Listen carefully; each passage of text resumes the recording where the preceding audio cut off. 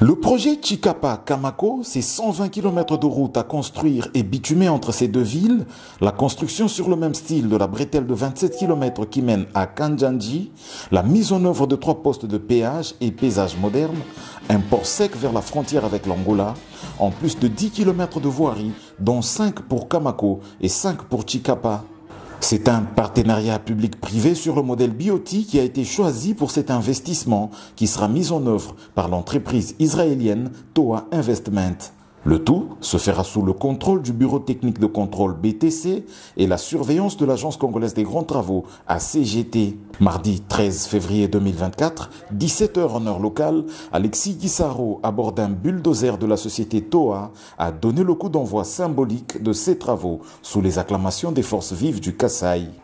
C'était devant la Maison de la Paix, après le mot de bienvenue du gouverneur de province, Dieudonné Piémé. L'importance de ce projet a été donnée par le directeur général de l'ACGT, l'ingénieur Nico Nzaou, lors de sa prise de parole. Ici, d'indiquer que ce projet est d'une importance capitale, ainsi que les infrastructures construites permettront de développer concomitamment l'économie de plusieurs provinces de la RDC, notamment Kasaï, le Kwilu, le Sankourou, ainsi que celle de la République sœur d'Angola, et c'est à travers la facilitation des échanges commerciaux dus à l'amélioration de l'axe de la ville de Chikapa vers l'Angola. En effet, Chikapa se trouvant à une distance de plus ou moins 267 km de la ville de Kananga, soit 5 km dès que la route sera terminée. 344 km avec la ville de Kikwit, soit à peu près 5 heures de route.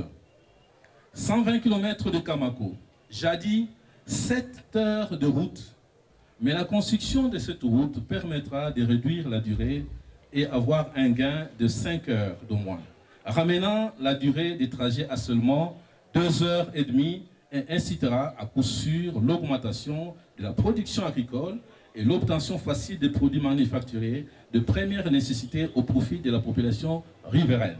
Victor Haïm, DG de Toa Investment, a pour sa part donné les garanties aux autorités et à la population quant à la qualité des ouvrages à réaliser et l'utilisation au maximum d'une main-d'œuvre locale. La construction de cette route va non seulement améliorer les conditions socio-économiques des populations environnantes, mais aussi va connecter Chikapa avec les ports de Luanda et Lobito en Angola, dans une distance faible de moins de 1350 km. En plus, les postes frontaliers prévus dans notre projet ouvrira l'accès au marché les plus proches en Angola pour les villes de Kikwit, Chikapa, Kananga, Mbujimai, Lusambo, Kabinda, Lodja et j'en passe. Introduisant son propos en langue vernaculaire locale, Alexis Guissaro a entre autres exhorté la population à s'approprier ce projet qui va sûrement booster l'économie locale à travers les échanges commerciaux avec l'Angola, tel que souhaité par le président de la République, Félix-Antoine Tshisekedi Tshilombo.